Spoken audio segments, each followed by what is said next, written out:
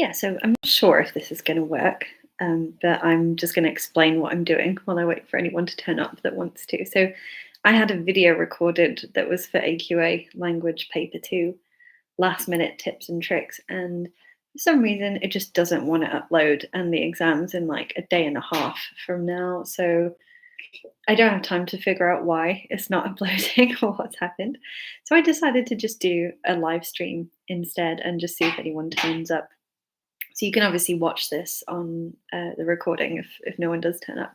And I'm going to just go through some of the main things that you want to do for language paper 2 if you've not already kind of got it set in your head, or if you're feeling a bit overwhelmed with revision and you're not sure what to focus on. This is just sort of a very quick, sort of help lesson, like a quick fire revision lesson for the main things that you need to know. So yeah, I'm going to just ramble for a few minutes. People might turn up, they might not. There was absolutely no scheduling with this or no warning. So yeah, if no one turns up and you're watching this after the fact, normally these live things are a bit more planned, and I post every Wednesday if that's useful for you and you're not actually doing a paper in a couple of days, but you're revising this one and you're watching it at a different time. So yeah, subscribe. And we also have an AQA language paper 2 or language paper 1 and 2 playlist as well, if that's helpful for you. So I'm also extremely scruffy because I did not plan for this at all. But that's how it goes sometimes. So language paper 2, it's it's sort of a viewpoints and perspectives paper, which basically means it's about your opinions, it's about your viewpoint, your ideas, your way of seeing the world, your beliefs, your values. You can think about it in lots of different ways. But you need to understand what those words mean, what a viewpoint is, what a perspective is. That really helps the whole paper go well. If you're not sure what that is or how to find that in writing, that would be a place to start, I suggest. Make sure you can understand behind what a writer is saying, what they mean, what they're suggesting. And beyond understanding the viewpoints and perspectives, I'm just going to go through every single paper, what to do for that paper. So question 1, very easy, it's just true or false. Don't spend too long on this question. We want to just do 5 minutes.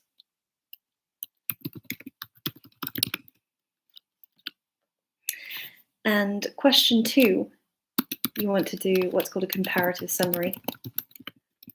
So comparative summary is you compare and contrast, and you make sure that you can write like what's called a comparative PEE paragraph, which means you're going to write a comparison point for the point, then do evidence and analysis from text A, then link, then do evidence and analysis from text B. So I'll just write that in the chat box as well if you're watching this and you want to see how that works. So a comparative or contrast point where you talk about both texts together. Then you do text A, evidence and analysis. You don't need techniques or anything for this one, it's just a quick question. Then you do a link, then you do text B, evidence and analysis. You can do a little bit of a summary at the end of your paragraph if you want, but you don't have to, depends on how much time you have. And I recommend just doing 2 paragraphs like that. And if you write 2 really good paragraphs like that, you'll get the full 8 out of 8 for that question. So question 2, I'm trying to think what I would recommend, probably around 8 minutes, maybe 8 to 10 minutes for that question. No more than 10 minutes writing, because it's only an 8 marker. Question 3 is very easy. It's a language analysis question. It's 3 PEE paragraphs. Most of section A is just about PE paragraphs, so make sure that you know how to write them and make sure you know the difference between a comparative PEE and a normal PEE. If you write 3 PE paragraphs for question 3, you spend around 12 minutes on this question and use as many techniques as possible and also short quotes, short, precise quotes. You should do quite well with that question. So yeah, we're just doing a language analysis question, basically, is what you want to do. And yeah, so that's questions 1 to 3 done. If anyone has any questions about those questions, if you're not sure, feel free to just drop messages at any point while I'm going through this. But yeah, this is just my kind of quick fire structure that you should use for each one. I've been teaching for 13 years, and this is just what I've come up with, basically, is the best way to get good marks on these questions and to feel confident. And you wouldn't go in there knowing what you're going to do for each question, because it just takes a lot of pressure off, because even if the text is a bit difficult or something, at least you have a structure that you're working towards. So yeah, so we've done questions 1, 2, and 3. And yeah, let's go for question 4. This is the first one that's difficult. So question 4 is what we call a comparative essay, but you don't have very much time for it. It's only sort of around something like 15 to 20 minutes writing. So what I suggest you do is you do a 1-sentence intro where you do an overall comparison or contrast of the texts. You also want to say why. So you compare and contrast, you also say why. Why are they similar? Why are they different? I was doing a paper today with 2 different students, and it was that June 2022 camping paper. So you might have done that as a practice. With that one, we were kind of finding differences in the camping experiences. So the differences for the camping experiences in the June 2022 paper, that means that you would write a contrast intro, because it says, what are the differences? If you've got a different question that says, what are the similarities? Make sure you only do similarities. So it's totally dependent on the question, essentially. Yeah, so we've got a sentence intro. We want to do 3 comparative PEEs. The 3 comparative PEEs are going to be structured exactly the same as question 2. So if you look at that structure I gave you for question 2, just use exactly the same one here. But the only difference is you need to use more quotes in each paragraph, ideally short, precise quotes. You want to use techniques as well in this one. They don't need you to in the question 2, because it's just a very quick one. But in this one, they do kind of want you to use techniques, so make sure that you do that. And what else do they do? I'm trying to think. Yeah, you just want meaningful or thoughtful comparisons and contrasts. You want to be perceptive and sophisticated and detailed. Those are words from the mark scheme itself.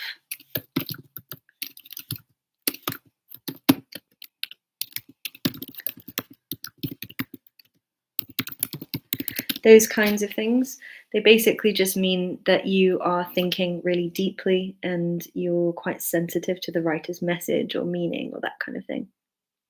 So perceptive, detailed, thoughtful, meaningful, lots of techniques, lots of precise analysis of the techniques. It can be good to do a long quote and then zoom in as well. I also recommend that for question 3. The zoom ins are really good. They give you like a little extra boost of analysis, which is useful. And what else was I going to say?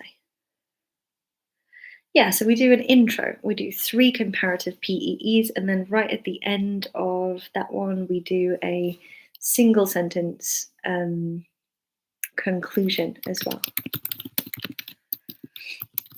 So 1 sentence intro, 3 comparative PEs, 1 sentence conclusion, and we're done. And yeah, then you're done with the whole of section A. Sometimes people do section B first and they don't want to do section A first. It's fine to reverse it as well. So yeah, if you have any questions about that, feel free to just drop me whatever questions you have while I'm going through the paper. But yeah, you can reverse it. So it's fine to do section B first. It's also fine to do section A first, whichever one you prefer. If you do section B first, it's worth 40 marks out of an 80-mark paper, so it can just give you a bit of a boost, I think. You really don't want to do section B badly. You don't want to be rushing. You don't want to be confused or stressed about what you're doing. If you're going to do one question on this paper well, the section B has to be that one. So it's like, if you don't have loads of time, you're not sure what to focus on, first priority is section B, question 5, and second priority is that comparative essay that I just went through. If you can do those well, the rest of the paper can kind of go badly, and it doesn't really matter because together those are worth like 3/4 of the marks for the whole paper. So if you narrow it down, you can basically get to a point where you're doing 2 questions, do them really well, and it doesn't even matter how the rest of the paper goes. You can get a good grade based off those 2 questions. So where am I up to? Section B. Section B, what do we do for this one? I think I've got some notes actually where I did like a full breakdown of section B recently with one of my students. Let me see if I can find any notes. Too many notes on my computer is the problem. I have a list of rhetorical devices. So one thing that we need is rhetorical devices. It's too annoyingly, it's too long for me to send in the chat box. But yeah, look up a list of rhetorical devices and use loads of them. They don't mind if you use poetic here as well, but mostly you want to use tons and tons of rhetorical devices because that will get you a lot more marks than poetic. Rhetorical devices are specifically made to be persuasive and to construct, like persuasive, compelling writing where you argue your viewpoint or your perspective. So my advice for section B is cram it full of rhetoric, tons and tons of rhetorical devices, maybe a few poetic, maybe a few interesting grammar constructions as well. Vocabulary is super important, like tons of interesting vocab.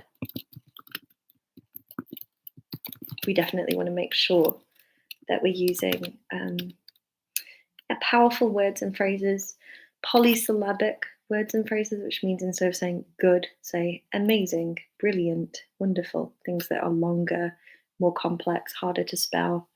Try and use precise, specific words. So instead of the color blue, you could say ultramarine, or instead of the adjective nice, you could say charming, or something like that. So you're using as precise words as you can the whole way through. You're thinking and carefully constructing your vocabulary. They also care a lot about your punctuation.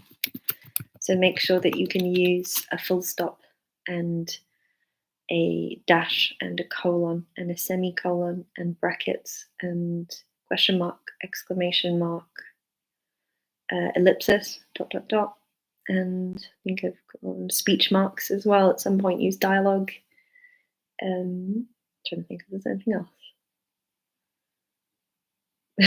I might have forgotten a piece of punctuation, but basically every single type of punctuation you can think of, put it in at least once. You don't need to use it loads, but just use it accurately once to show that you can do that. They also want variation. So this means your paragraphs don't all look the same. It means that your sentences aren't all the same length. You're going to use really long sentences for effect, and you're going to use really short sentences for effect. I always challenge myself to try and get in a one-word sentence as well. Yeah. Good. So I've gone through that quite quickly. If you go to scribbly.com, we have like a full breakdown of, everything to do for every question, tons of example answers, loads of guidance and so on. But this one is just a super quick fire type thing to get you guys kind of prepared for exams. I'm just going to leave you with something I was doing a little bit earlier with one of my students because I think it might be helpful. I don't know how to share this though, because I can't copy too much to the it won't let me copy it annoyingly. So yeah, we were practicing question fours today. I did 2 different lessons where everyone was scared of question four, so that's mostly what we did. And they didn't really know how to find the points of comparison or contrast, and that was maybe the thing that they were most scared about in the exam. So we did lessons where we specifically looked at how to do this. So yeah, I'll just end by explaining how you do that in case that's something you're scared of as well. So um, yeah, how to find a comparison or contrast. So the first thing to do is just deal with the text totally separately. So do text A, go through the whole of text A, get it totally kind of under control in your head. You know what it's about, you know what the writer's viewpoints are.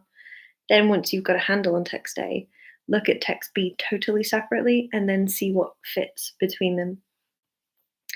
So again, we were doing that camping paper, the June 2022 paper. And I'll give you some examples of the types of things I found for text A. The question was about the camping experiences, finding the differences between the camping experiences. So these are just sort of some of my random quotes plus interpretations from text A, just to give you an idea of how this should look.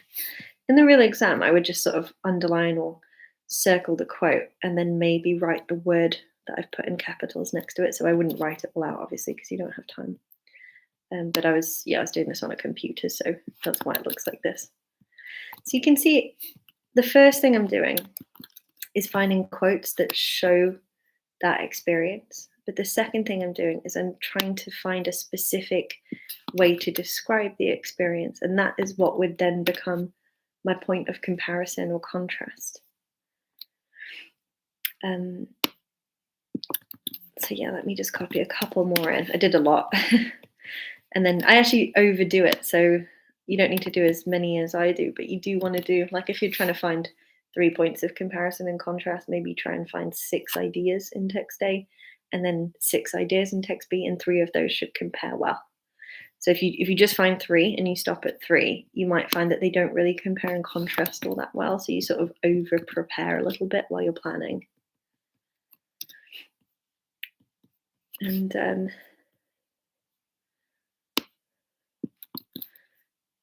yeah, so let's see.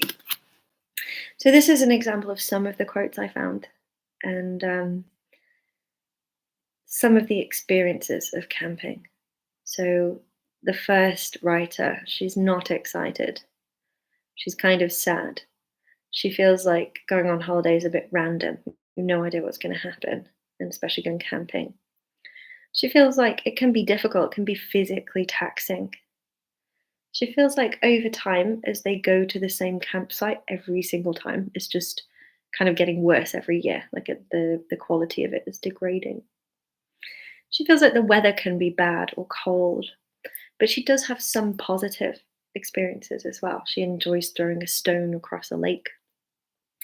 And she also feels like, the storm is frightening and dramatic, but right at the end, the final sentence kind of changes the tone of the insert and it makes it feel like actually she's starting to enjoy it. So pay attention to the final paragraph or the final sentence of the extract, because quite often that will offer you a bit of a change in tone or perspective. So yeah, these are the viewpoints that I found in text A. Then what I would do is do that for text B. So I'll just show you some of the ones that I got for text B. Hopefully you've done this paper, but if you haven't, don't worry. You'll just get an idea for sort of how to find those points of comparison. So you'll notice as I'm putting these ones for text B in the chat box, some of them compare and some of them just don't at all. And so when I'm writing my essay, I would only focus on the ones that actually do nicely connect and they nicely contrast, not ones that are just random that don't fit together. So that's the main trick with comparative writing. You want your points to balance and kind of fit properly together. Yeah, I'll give you a couple more.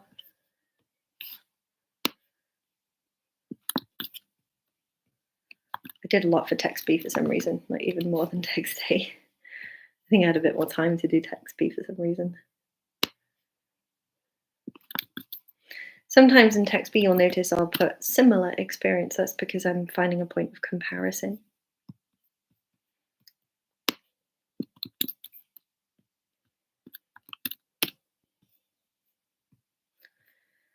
Yeah, I don't know if the last point's going to copy because it's huge.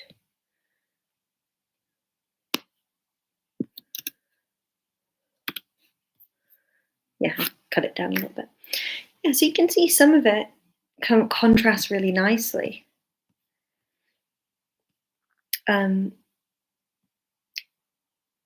So the writer in the first one is kind of sad, not excited, but the not the writer, but the people who are camping in the second one. Be really careful as well about, is it the writer or is it the people in the story? Because text B on this particular paper, the writer actually has a very different belief from the people who are camping. He's not camping, he's describing the campsite. So just be careful about identifying the writer's viewpoint versus the viewpoint of the people in the text. You can talk about both, which I would do personally with this one. But yeah, the people inside the campsite, they find it really beautiful and peaceful to be in the landscape, to be in the woods in section B, where she does not find it peaceful or beautiful. She finds it kind of stressful and random in section A. There's no people around, not section, sorry, text A, text B. There's no people around in text B. There's loads of people around in text A. There's loads of animals instead of there being people around in text B. I could combine those quotes together then to make a point overall about whether there's other people or whether they're, having a holiday on their own. There's a storm in both, but I need a point of contrast. I can't just compare. So I guess I would say there's a storm in both, but it's very uncomfortable and eventually the people leave in text B. Whereas in text A, it's kind of exciting. The narrator starts to actually enjoy her trip in text A. So I would do what I call a layered comparison. Start with a point of comparison and then end with a contrast. So I'm just going to show you the points that I came up with for these texts and just have a quick look at them. And yeah, if you've got any questions, feel free to let me know. And otherwise, we can kind of wrap it up because I think I've done a good little quick fire of everything that you need for this paper. So yeah, feel free to just look through those points that I wrote in your own time. Those points would be the first sentence within a whole comparative paragraph. So then that's the P of the PEE paragraph. And it has to compare and contrast both texts together. And for question 4, I'd also do an intro and a conclusion, just one sentence each, not too much, because you don't have time to do anything more than just one sentence. So one sentence intro, one sentence conclusion, and then 3 comparative PEEs in the middle. The comparative PEEs start with these points that I've just put in the chat box. Good. So hopefully this has been helpful for you. If you have any questions or you want any last minute tips, feel free to just drop a message in the chat box. I'll wait around for a minute or two in case anyone needs anything. And if not, all the best of luck with your exams. And if you do need more help, go to scribbly.com because we've got a full course with a breakdown of every question and example answers and what to do there. Hopefully this has been helpful for you. Let me know if you need any specific last minute advice.